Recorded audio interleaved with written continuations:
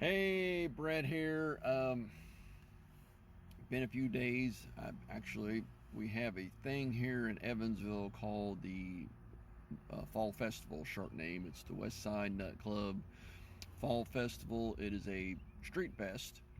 It's about, is it 4 or 5 blocks long, where it's a double lane, basically 4 lanes, two going each way, with a median, kind of a grass median, but it's a unique stretch of road. But it gets blocked off for a week here in October, first full week in October, and over 100 booths are put up, food booths are put up, and rides and just other stuff. It's a giant fundraiser event for a lot of nonprofit organizations.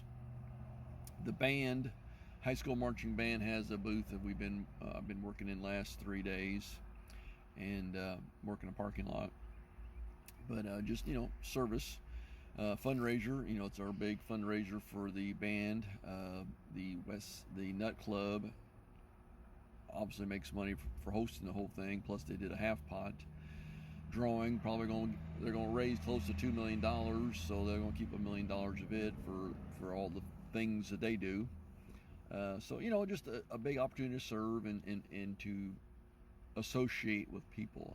That's the big thing, is because of that. And just and the thing is,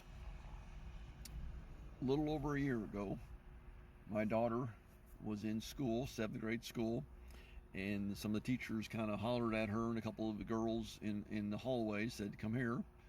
And they said, "Well, would you all consider trying out for the color guard in high school?" And they were 7th graders. And of course, Catherine was just shocked, because she'd been in band, playing the flute, up on the stage, winter programs, spring program, concerts, kind of stuff, for the parents and whatnot. But that was kind of all she was really thinking. She wasn't thinking marching band.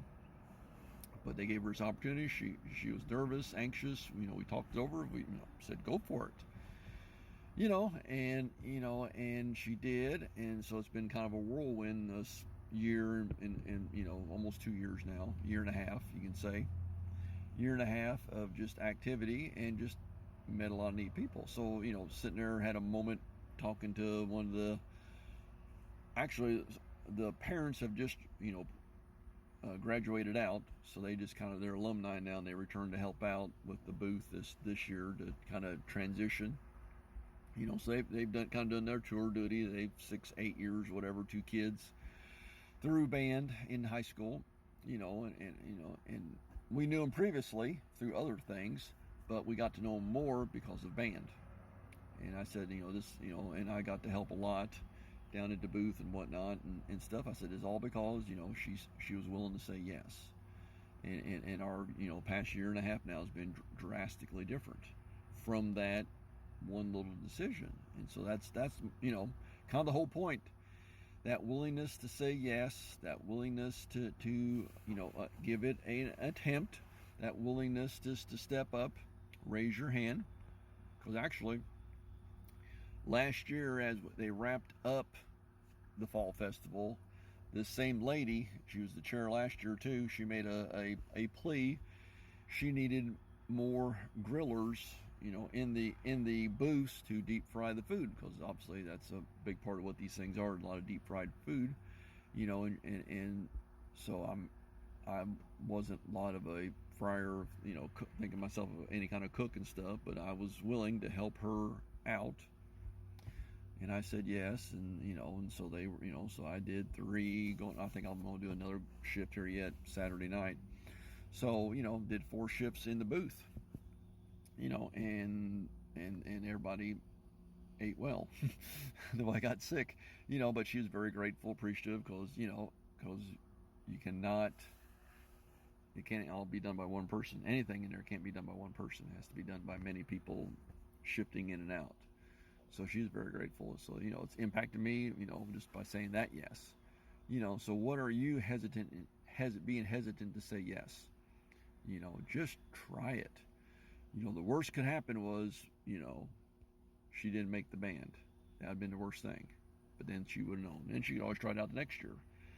Worst comes to worst thing for me is, I'm not a good grill cook, but apparently I am, or apparently at least good enough. That they're not going to replace me.